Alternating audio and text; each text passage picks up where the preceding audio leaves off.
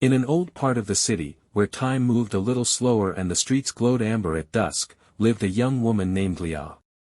She worked at a small library on the corner, and every evening, she would sit by her apartment window on the fourth floor, reading, watching, dreaming. Across the narrow street, in a building that mirrored hers, lived a man.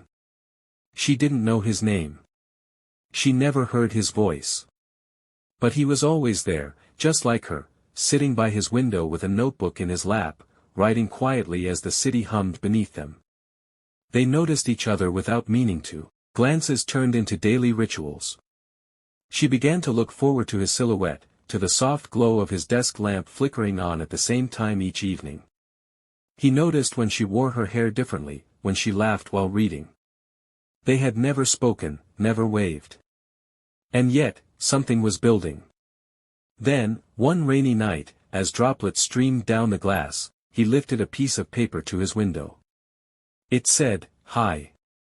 She blinked in surprise, then smiled. The next night, she held up her own paper, "Hi. I see you too." And just like that, their windows became their mailboxes. Every night, they exchanged handwritten notes, pressed to the glass for the other to read. "What are you reading tonight? Do you always write in the evenings? What's your favorite season? I used to be afraid of the dark, not anymore." Over time, their letters grew longer, deeper, confessions and childhood memories, favorite songs, things they wished they could tell someone out loud. With no voices, no touches, their hearts began to speak louder than words ever could. They laughed silently together. They shared birthdays through confetti on sticky notes. On hard days, she would write, "Don't forget to breathe." On his lonely ones, he wrote, "I see you. You're not alone." But then, one night, his window stayed dark. And the next night, too. Leah waited. She kept writing, leaving her notes in the window, hoping he would come back.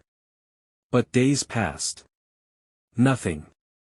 She wondered if she had imagined it all, if it was some dream the city had whispered to her through glass. Then, on the 8th day, as the sun dipped behind the skyline, his light flickered on.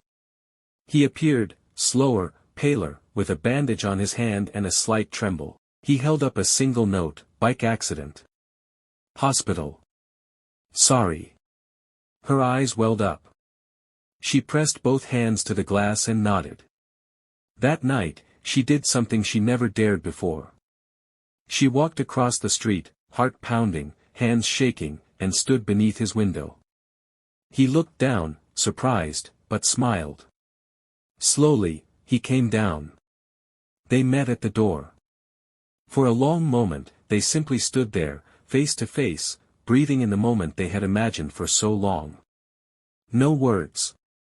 She reached into her coat and handed him one final note, "You don't have to write anymore." He smiled, took her hand, and whispered, finally breaking the silence. "But I still will."